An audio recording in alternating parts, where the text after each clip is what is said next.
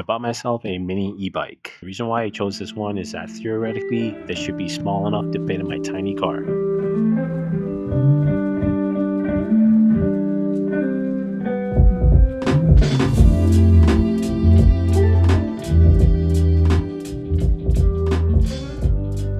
I think it looks pretty nice. Let's take it for a ride. So this is what I mean when I say this is just small enough to fit in my car. So I thought the best way to test a bike is by using the GoPro Mission 1 Pro and the Pocket 4. So I'm going to take a ride on the bike and I'm going to use these two cameras and then we can compare the footage later.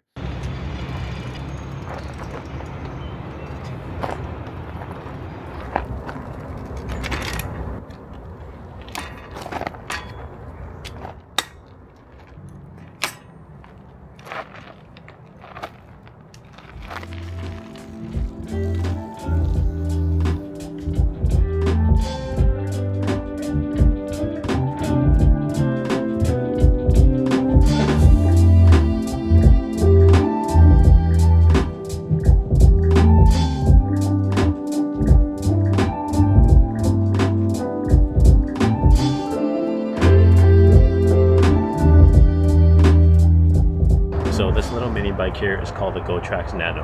It's really small and it's surprisingly fast. It was super easy to set up. It took a total of maybe 10 minutes.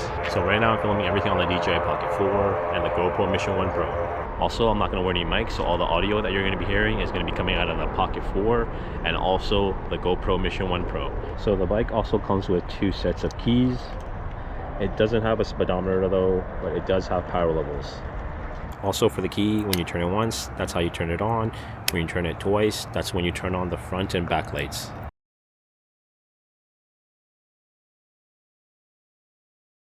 So the tire size that comes with the GoTrax Nano is 14 inches. I think that's the perfect size for being compact as well as stability. The one thing that surprised me is that the GoTrax does come with a weather sealing plug. So there isn't any suspension on the GoTrax Nano, so when you're going over bumpy roads, you're definitely going to feel every single bump.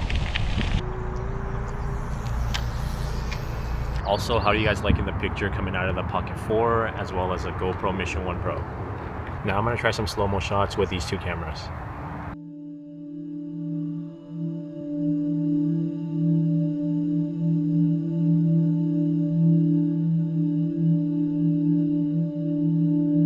So now we're back on the GoPro Mission 1 Pro. There's one setting that I don't think anyone talks about, is that you can film 1440p at 480 frames per second. So everyone talks about the 960 frames you can get at 1080p, but you can actually film at 1440p, which gives you higher resolution and it's still considered super slow motion.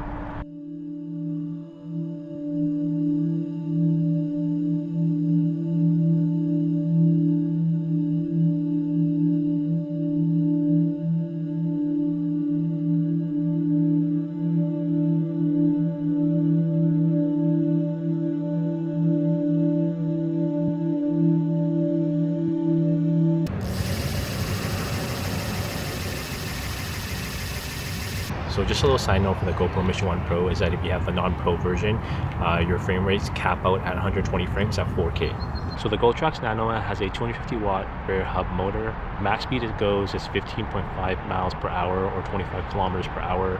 I honestly thought that it wasn't going to have enough power, but it's actually surprisingly quick. Apparently the battery can last you 25 miles if you use it with pedal assist, but if you do full throttle, it can only go up to 15 miles. It also weighs 50 pounds, so it's not too heavy, but it's definitely not light. I think for the price, this bike is a pretty good deal. I bought it around $400 Canadian, and that's around less than $300 USD. So for that price, you're getting a pretty good value. So now let's go back inside and check out the footage from these two cameras. So what do you guys think about the slow-mo footage that's coming out of the Pocket 4 and as well as the Mission 1 Pro? I think the picture quality coming out of the Pocket 4 looks really great, but the Mission 1 Pro is not far off. In terms of slow motion, the Mission 1 Pro is definitely better than the Pocket 4. It can film 1440 at 480 frames as well as 1080p at 960 frames. So it can almost go 4 times slower than the Pocket 4. But then again, the Pocket 4 can do 240 frames at 4K. That's still considered super slow motion for most people, and you still get that 4K quality. So I took both these cameras out on the weekend just to see how they would do.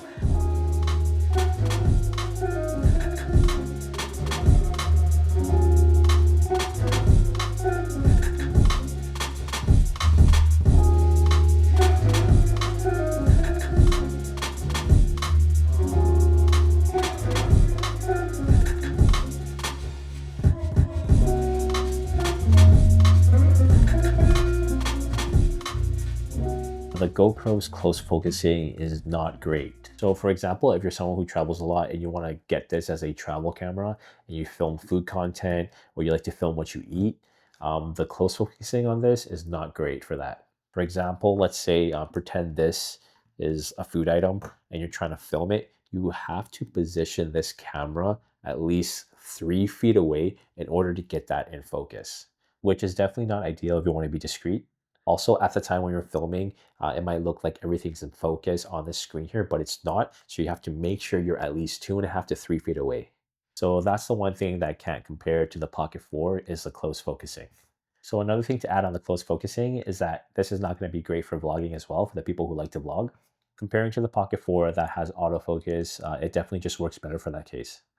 But if you remember to keep this at arm's length, so this is about 2.5 feet away, then you're probably good. But other than that, I think the Mission 1 Pro does pretty well for what it is. The picture quality does come pretty close to the Pocket 4. The only thing is that this thing costs more. And also what you think about these two cameras.